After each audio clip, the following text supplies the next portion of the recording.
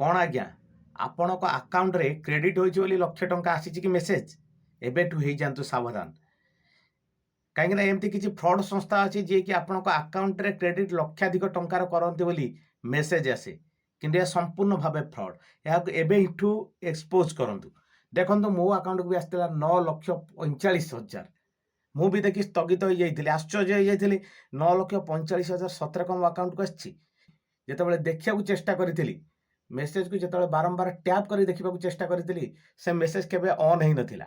କେବଳ ଏଇଟା ଥିଲା ତାର ସ୍କ୍ରିନଶଟ୍, କେବଳ ଭିଡ଼ିଓ କରିବା ପାଇଁ ମୁଁ ରଖିଥିଲି। ଏମିତି ଅନେକ କ'ଣ ଫୋନ୍କୁ ଆସୁଛି ଲକ୍ଷାଧିକ ଟଙ୍କା କ୍ରେଡିଟ୍ ହୋଇଛି ବୋଲି ଆକାଉଣ୍ଟକୁ ମିଛ ମେସେଜ। ଏ ମିଛ ମେସେଜରୁ ଆପଣ ଦୂରେଇ ରୁହନ୍ତୁ। ଏହାକୁ କେବେ ସପୋର୍ଟ କରନ୍ତୁନି, କାହିଁକିନା ଆପଣଙ୍କ OTP ବା ଆପଣଙ୍କ ଆକାଉଣ୍ଟ ନମ୍ବର ନେଇ ସେମାନେ ହ୍ୟାକ୍ କରିପାରନ୍ତି ଆପଣଙ୍କ ନମ୍ବରକୁ। ଏବେଠୁ ସଚେତନ ହେଇଯାନ୍ତୁ, ସଜାଗ ହେଇଯାନ୍ତୁ, ନହେଲେ ଲକ୍ଷାଧିକ ଟଙ୍କା ଲୋଭରେ ଆପଣଙ୍କ ଆକାଉଣ୍ଟକୁ ଲକ୍ଷାଧିକ ଟଙ୍କା ଆସିଛି ବୋଲି ଏଇ ଲୋଭରେ ଆପଣ ହୁଏତ କାହାକୁ ଆକାଉଣ୍ଟ ନମ୍ବର ଦେଇପାରନ୍ତି ବା OTP ଦେଇପାରନ୍ତି, କିନ୍ତୁ ଏବେଠୁ ସାବଧାନ ହେଇଯାନ୍ତୁ, ନହେଲେ ଆପଣଙ୍କ ଆକାଉଣ୍ଟକୁ କିଏ ଚୂନ ଲଗେଇ ଆପଣଙ୍କ ଲକ୍ଷାଧିକ ଟଙ୍କା ନେଇଯାଇପାରେ।